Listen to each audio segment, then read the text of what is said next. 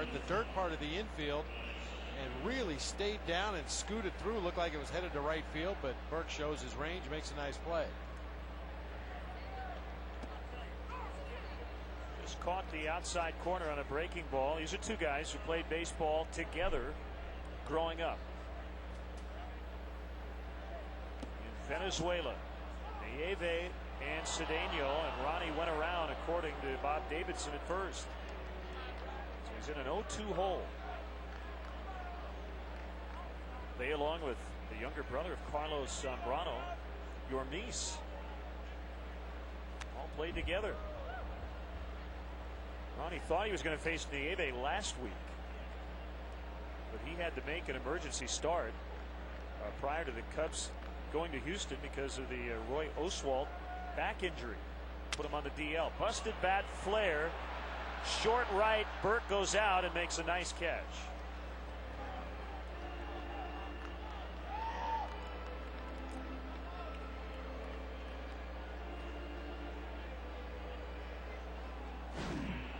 Ronnie a little upset with himself. He doesn't usually show much emotion out there on the field, but you have to believe, given the history between Ronnie and Fernando Nieve, he wants to be the guy that gets the better of this hookup today. Now another Puerto Cabello native, Carlos Zambrano, who had that big offensive night in Houston. His first home run of the year. It's Chris Burke with another chance. And he'll throw out Zambrano to end the inning.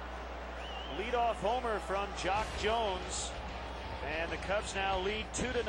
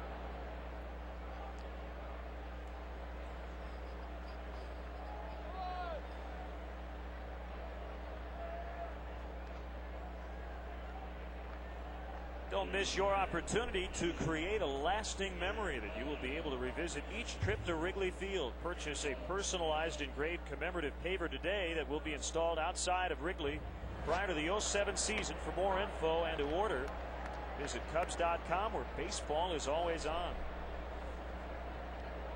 Zambrano facing his counterpart, Nieve, a roller to Todd Walker, who will take it unassisted. And we'd like to wish fond farewell from Braeside School, Kathleen Ellis, principal for many years, a huge Cubs fan. And Kathleen, we want to wish you good luck and enjoy your retirement. We have a feeling Mrs. Ellis is going to spend a lot of time here at Wrigley coming up. Why not? We're glad to have her. You know, principals and teachers miss out a little bit early in the year with all the day games. Well, now, there's no excuse for a principal to miss out. You know, you just cancel classes for the day, and I'll see you at the ballpark. Bueller. Willie Taveras fly to deep left center in the first inning. Also want to send out get well wishes to our good friend our great camera operators here at Wrigley Field, Tommy Skinner, who is recovering. Hang in there, Tommy. We hope to see you back out here at Wrigley very soon. 2-0 on Taveras, who has had sporadic playing time in center. Chris Burke has played out there a lot, but Burke is at second today.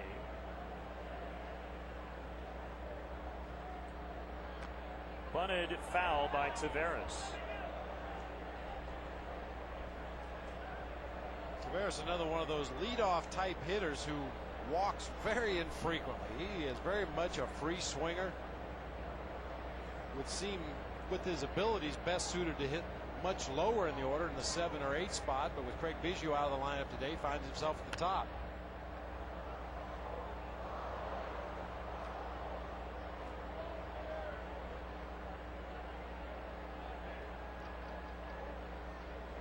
Definitely has the speed to be a leadoff hitter. I just question his plate discipline, his strike zone knowledge. Somebody's got to hit leadoff. That's right. Kind of a rule. And normally you want the guy with the most speed to be that leadoff hitter.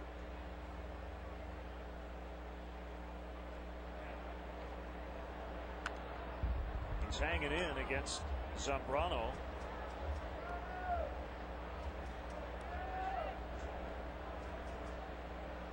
Carlos got ahead early, but has missed on the first pitch to the last 5 hitters.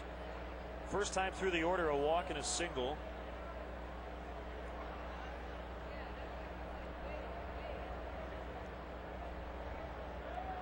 Another 2-2 offering, just outside. His 2 strikeouts have been of the looking variety.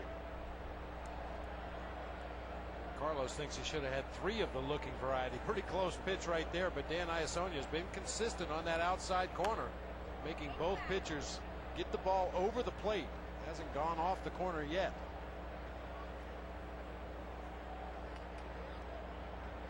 And that's all you want to know as a pitcher and a catcher, is how far out there can we go and still get a called strike. And the home plate umpire has set the limit very early in the ball game. 10th pitch of the sequence, fly to deep left. Bynum backpedaling just on the running track.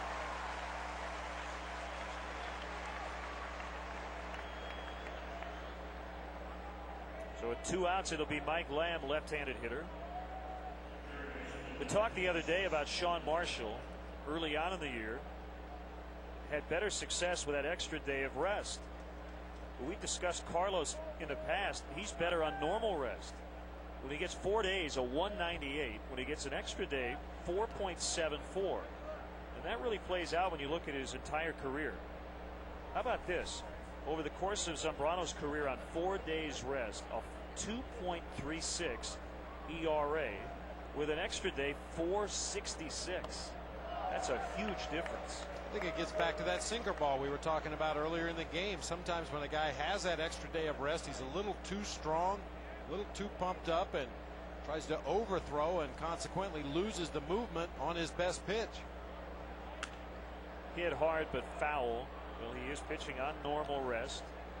Lyndon Rush pushed back a couple of days, so Maddox and Zambrano could go on their 5th day.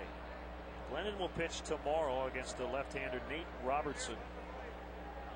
The Tigers coming in. A couple of lefties in that Tigers series. Phil Nevin pointed that out to me today.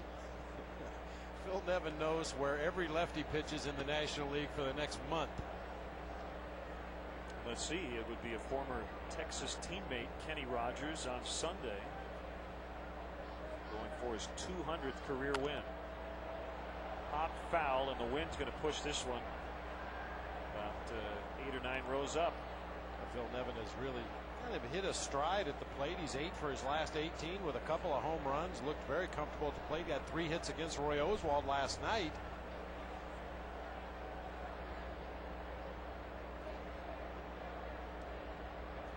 Probably see Nevin later as a pinch hitter.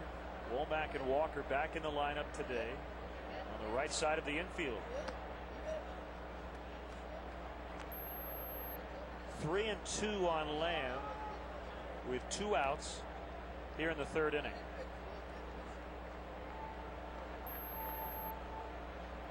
Carlos always goes to that split finger grip when he puts the ball in his glove. Might have been the splitter right there, ball 4.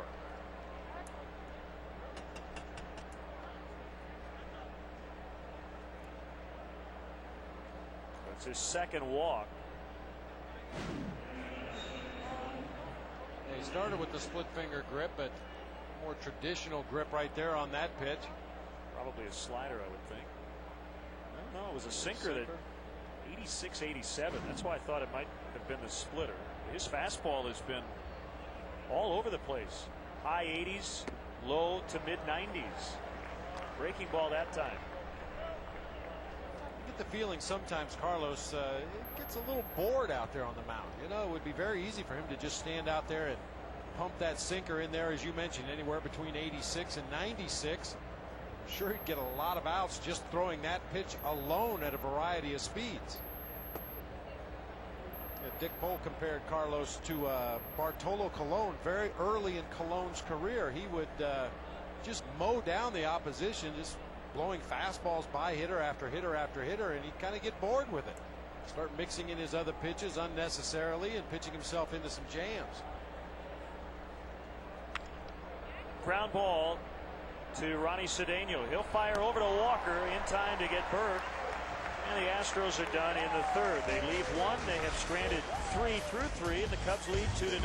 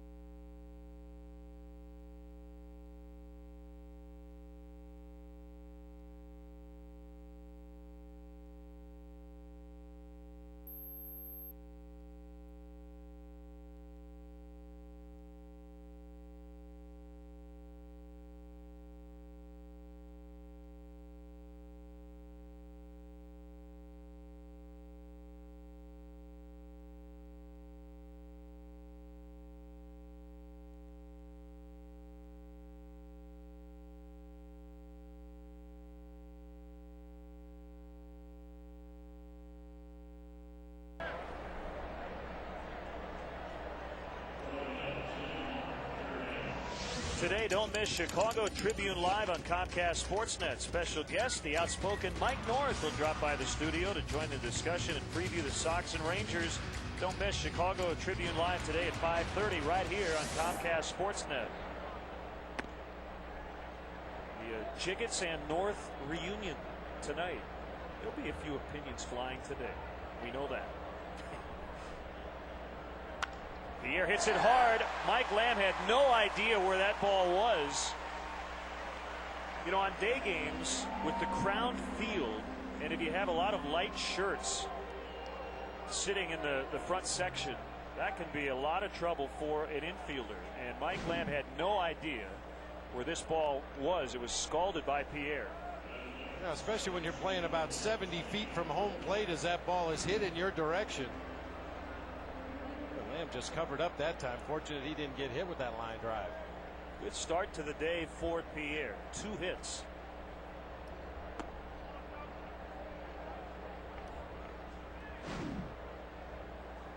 The Lamb is just out of your picture right there, but no chance to react. That ball just hit to his right.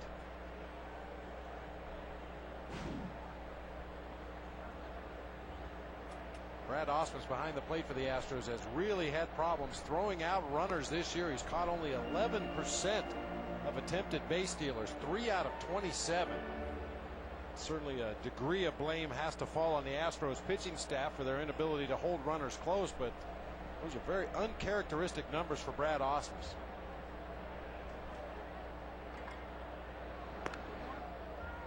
Actually 3 out of 28 with the stolen base back in the first inning by Juan Pierre, so lower than 11%.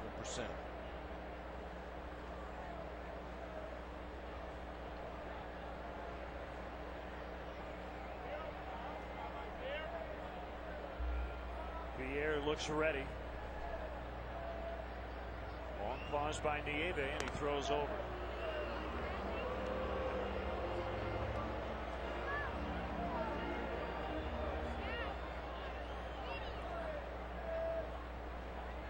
See the jersey, the pants filled with dirt, you know that it's been a good day for Pierre. It means he's been on base.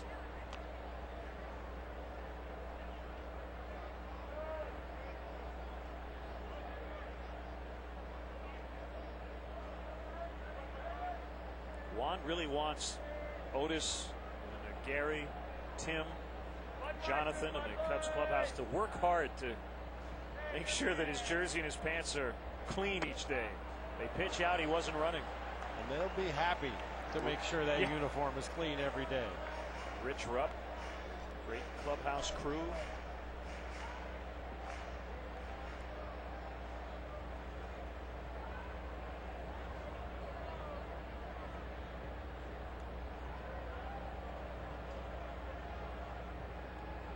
There he goes. Swing and a miss. The throw, not in time. So he got in with his second steal of the day. 22 on the year for Pierre. He picked a good pitch to run on. That was a straight changeup from Nieve, and obviously any off-speed pitch is going to take a little bit longer to get to home plate. Ausmus has to wait as Tony Womack swings at that pitch. That holds that catcher back there an extra split second, and that's all it took to get Juan Pierre underneath the tag down there at second base.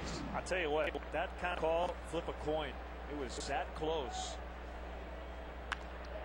Womack in the air, right center.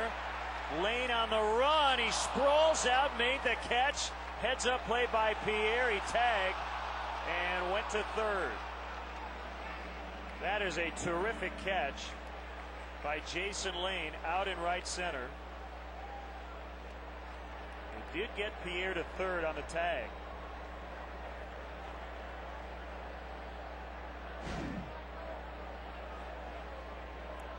Lane sprawls out, makes the sliding catch out there in right center field. Juan Pierre had gone back to tag up at second base. I think the fans wanted Chris Spire to send Juan on home, but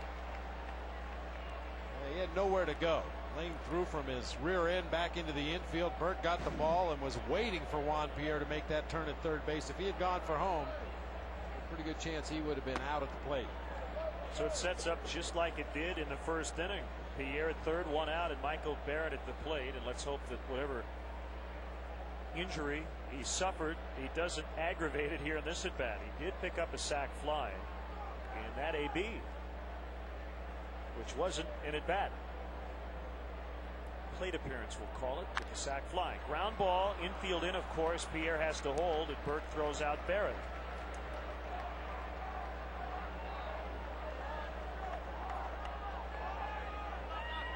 So it's up to Todd Walker.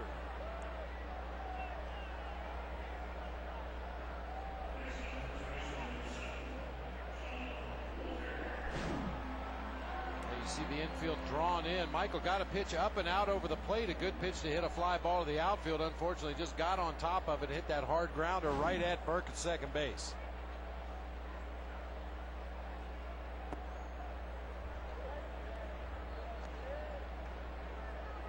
In situations like that, as a hitter, you don't necessarily tell yourself to look for a certain pitch. I'm not sitting on a fastball or sitting on a breaking ball.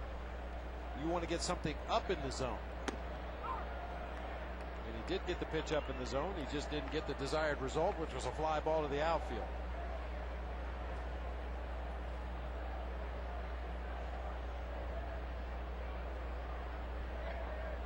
kick and a 1-1.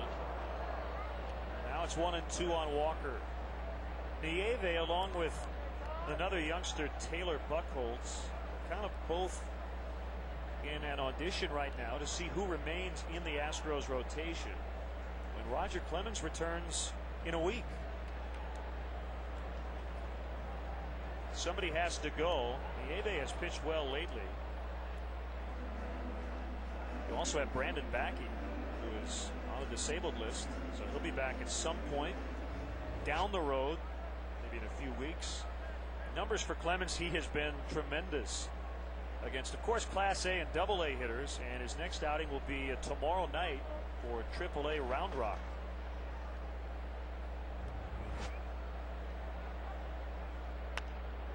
Sliced foul, so he should be back in their starting rotation next week against Minnesota. That'll be at Minute Maid Park a week from today. And maybe it's not a coincidence that the last 8 games, Astros starters with a 2.65 ERA. Everybody with just a little extra motivation with the Rocket returning soon. You got a kid pitching well in the minor leagues, waiting for a call up. Yeah, kid. Was he 43? I'll tell you who's going to be real unhappy when Roger does get back to the big leagues, other than National League hitters, but the rest of the minor league affiliates for the Houston Astros, they would probably like to have Roger pitch a game at every stop in their minor league system.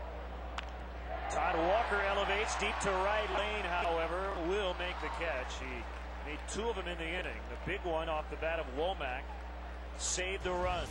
So Pierre stranded at third. It's 2-0.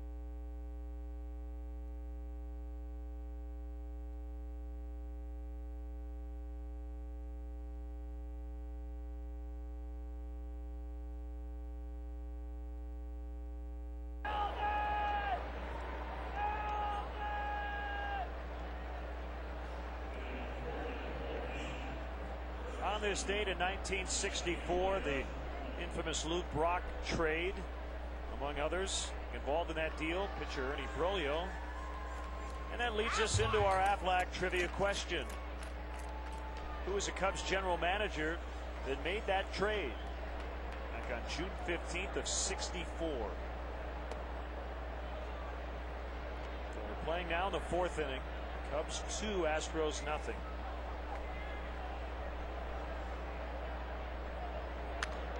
Berkman with a fly ball, and Pierre calling and catching. So 1 out here in the 4th, and it'll be Jason Lane. The Astros have 1 hit. Zambrano's walked 2. He has struck out 2. Still don't have a definitive answer on Mark Pryor's next outing, whether it will be in the minor leagues or here potentially on Sunday. Should know by tomorrow. At the moment, Sean Marshall is penciled in for that start on Sunday. way up in the air, back of short, and Cedeno called off by Bynum. Good thing he was called off. Ronnie looked a little unsure of where that ball was. Way up in the air, and nary a cloud to be seen up above the ballpark today.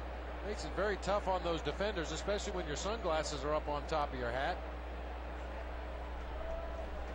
Don't even get me started on that. Okay. And the wind has picked up a little bit as this game has progressed. It was just a gentle breeze when the game started, but the flag's starting to flap around out there in center field. It will affect those balls that are hit high above the roof of the stadium here at Wrigley. Yeah, this is almost a tougher day than a completely blue sky. It's a little hazy and extremely bright.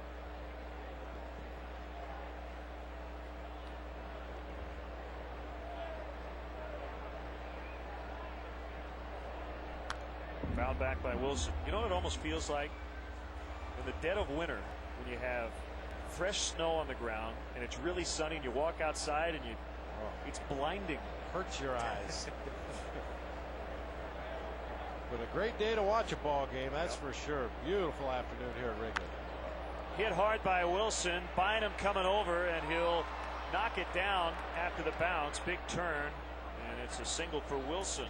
You know what the sky kind of looks like today? The ceiling of the Metrodome. There can be some issues inside. We could talk to Jock about that as we get set for interleague play.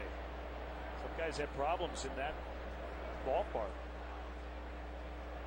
Yeah, we played in Minnesota in interleague play when I was with the Diamondbacks, and the best word of advice we could get from teams who had played there before us was never, ever, ever take your eye off the ball. You know, it's not unusual for an outfielder on a routine fly ball to, kind of run over to the place where you think it's going to be, maybe take a quick peek out of the corner of your eye to see what the base runners are doing on the bases, and then look back up and you never find it again.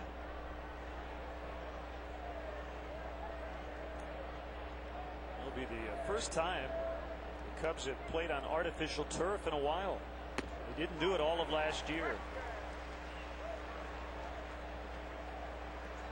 Two quick ones on Ausmus.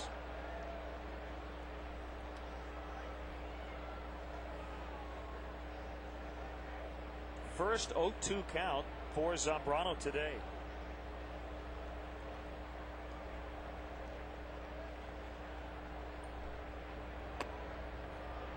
You think about a potential all-star representative. Carlos is making a great case. And the NL manager is in the opposing dugout. And Phil Garner watched Zambrano deal 8 one-hit innings against him in Houston.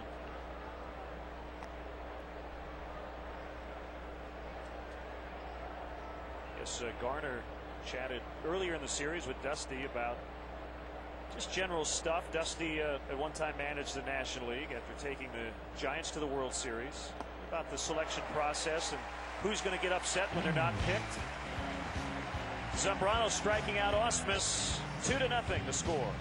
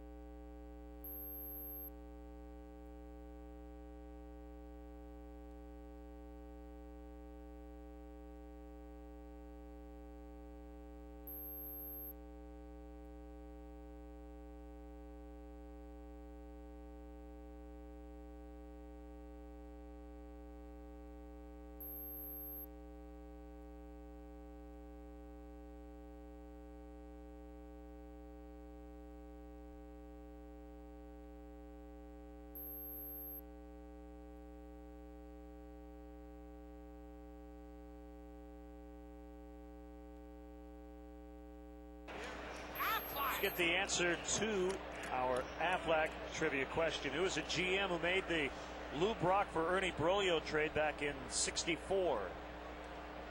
John Holland. Cubs GM for quite some time. There you see the list. Andy MacPhail, now Cubs president, was a GM as well in 2000 and 2002. Jim Hendry, the current general manager, signed a contract extension earlier this year.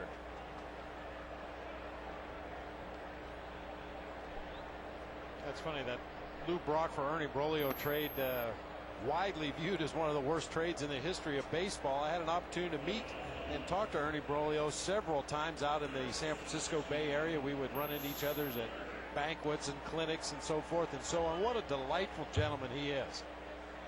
It's just a shame that his name, I mean, they make it sound like he was just a straight stiff, but you know, he was a competitor. Those kind of trades happen from time to time. It wasn't Ernie's fault.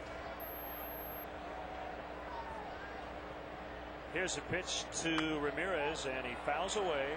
Cubs lead 2-0. Well, you know, the other one that we joke about occasionally with our good friend Larry Anderson, he got traded for Jeff Bagwell, and LA is very comfortable with the idea of that being a very lopsided trade. The human slider, right? Ernie Broglio, 77 and 74 in his 8-year career, with a 3.74 earned run average.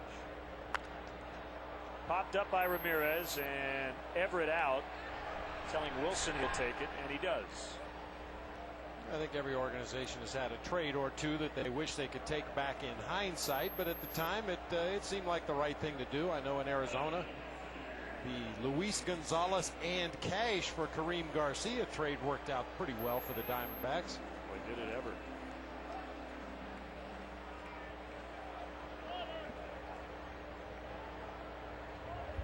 Jones led off the second inning with his 12th home run.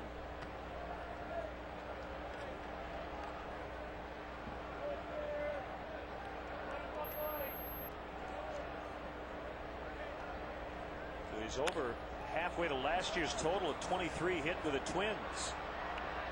Wilson charging.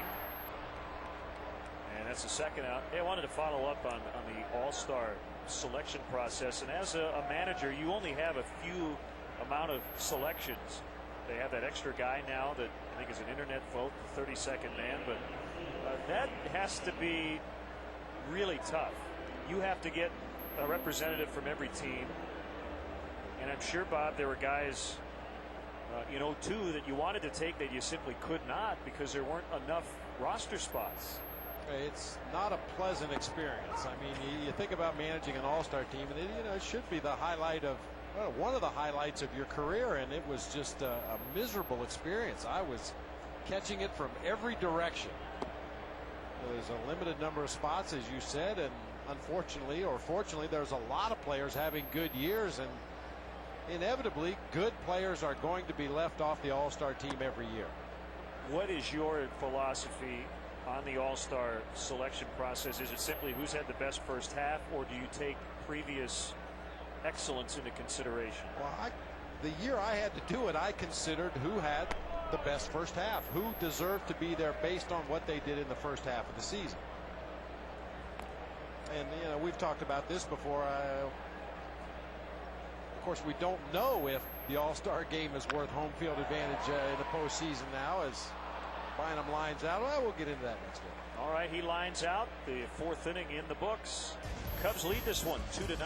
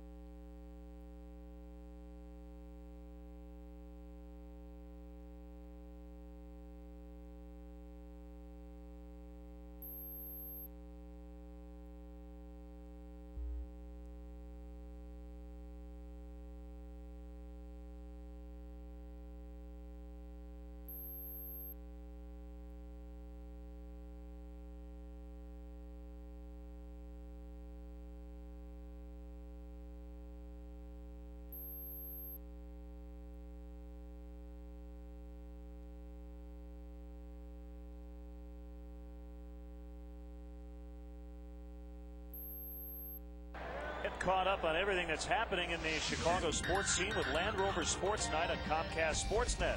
Coming up tonight at 6:30, an update on the beanball incident in Texas. And Tyrus Thomas worked out at the Berto Center. Join William and Pat for Land Rover Sports Night tonight at 6:30 only on Comcast Sportsnet. Carlos Zambrano, last 8 starts, 5-1 with a 154 earned run average. He's not allowed a run thus far to the Astros today. 8-9-1 for Houston in the 5th inning. Swing and a miss.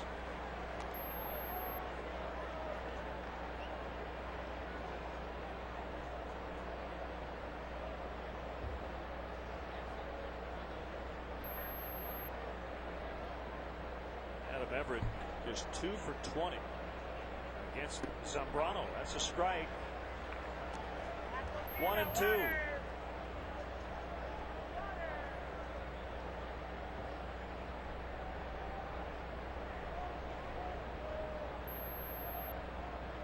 The wind and the pitch. It's even. Happy birthday wishes to Teresa Missick. Also another happy retirement. Jimmy Morris from the Chicago Police Department after 36 years of service. That is a fair ball inside the bag. Rattles through the bullpen. Bynum gets it. And Everett with his 3rd career hit against Zambrano. Leadoff double here in the 5th inning. And for the Astros, the first time they've had a man in scoring position. And Nieve, the pitcher coming up, will likely try to bunt Everett to 3rd. Inside that chalk down the left field line. Nieve coming to the plate has put down 4 sack bunts already this year, so certainly that's what we expect him to do in this situation.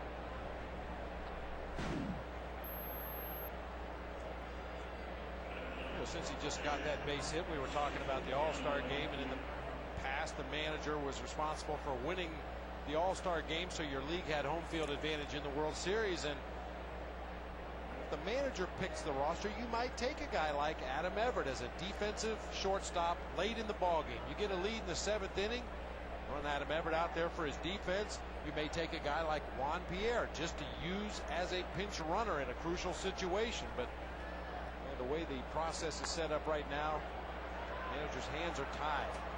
Zambrano's hands were tied as far as throwing to 3rd. Didn't have a play on Everett, so he got the out at 1st. Womack covering, a sacrifice for Nieve.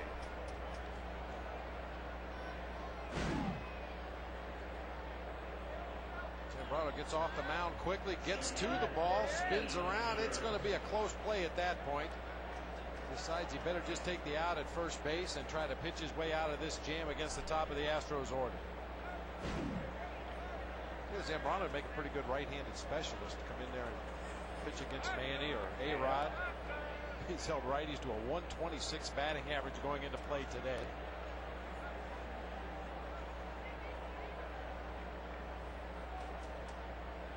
Cornermen are drawn in. Back up the middle. That pitch drifts inside. Good reaction behind the plate by Michael Barrett. We were wondering how he was going to be able to endure after suffering some kind of injury in his first at bat of this ball game. That time had to reach way back behind the right-handed hitter to make the catch.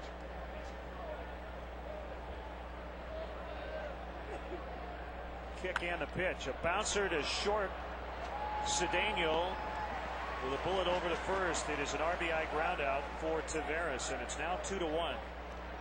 First run the Astros have scored against Zambrano this year. 13th inning for Zambrano against the Astros here in 06. And this is why you play your infield back in this particular situation. If Ronnie Cedeno is playing shallow, that ball gets up the middle of the field for a base hit, and not only are the Astros on the board, they have their very fast leadoff hitter on base set up for their 2-3-4 hitter. So basically you concede the run for an out. We'll give you one run, but we're not going to let you have a big inning.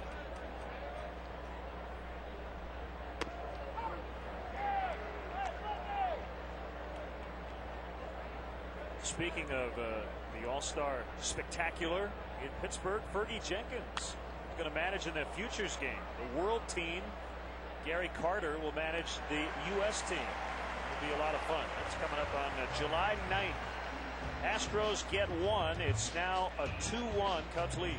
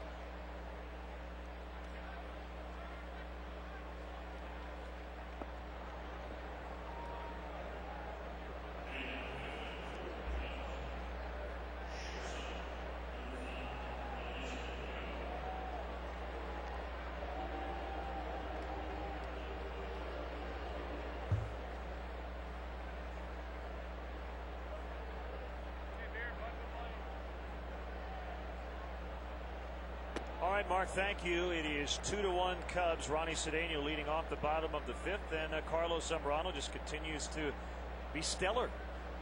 That's what he is. That's what he does. You know, after that early season adventure with his emotions and should he be fired up or should he be low key, once they forgot all about that stuff and just let Carlos go out and pitch, he's been fantastic. Love to see the Cubs give him some more run support. They have the lead. It is only 2-1.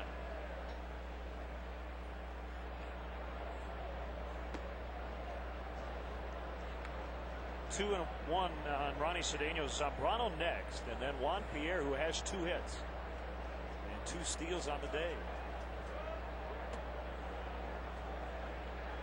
You know, the Cubs haven't exactly been knocking the cover off the ball, but 2 runs in this game and 4 hits against a pitcher they've never seen before is a huge fans know that the Cubs offensively have had problems facing pitchers they've never seen before. Getting that run in the first inning was huge.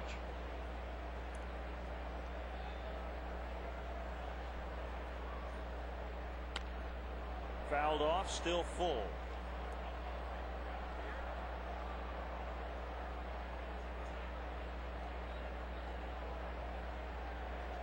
Nieve has sent 6 down in a row. Going back to that great catch by Jason Lane in the 3rd inning. Another foul.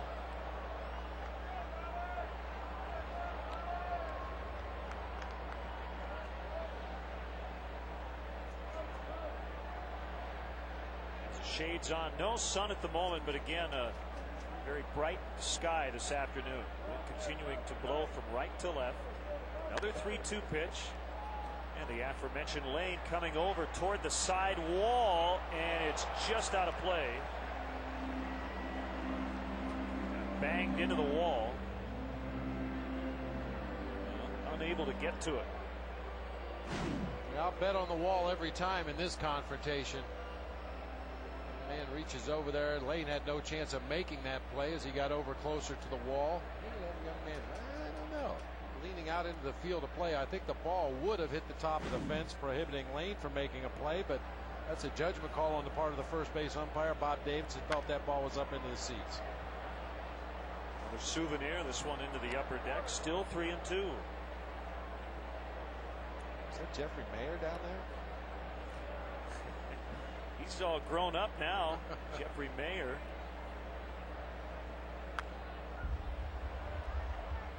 I think he's playing. Yeah. Producer Bob Albrecht. Is he playing college ball? Not really sure. 11th pitch coming up.